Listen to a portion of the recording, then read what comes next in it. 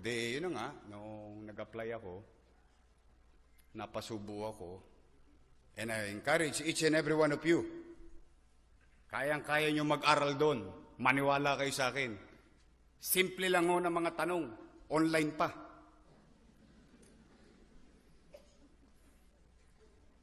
First question, name.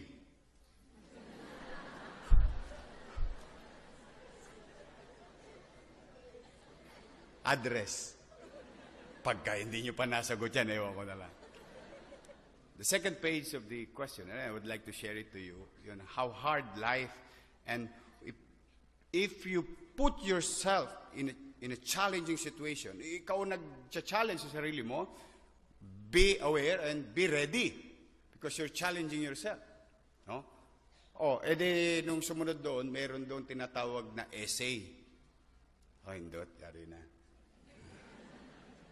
Doon ako nagtagal. And I really wanted to express myself in such a way, why am I applying? And you really have to explain. Why? Tinitira ko, no? Sa laptop ko, mabagal pa ako mag-type. No? Buti na lang, secret natin to, ha? Yung asawa ko, lasalista. Ang mga kompetensya ko doon, atenista. Nadali siya ng Tondo High School.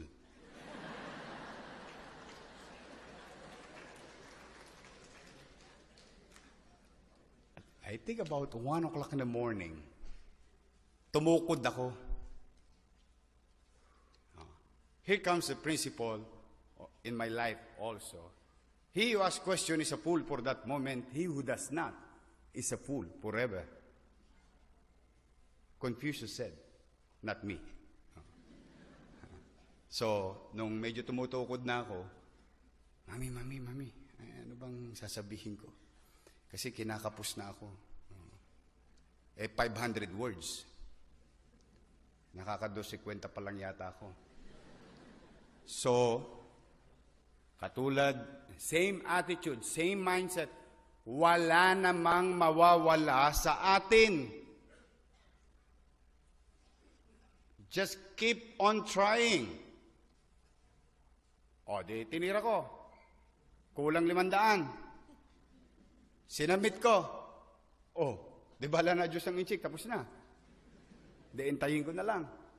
Awa ng Diyos.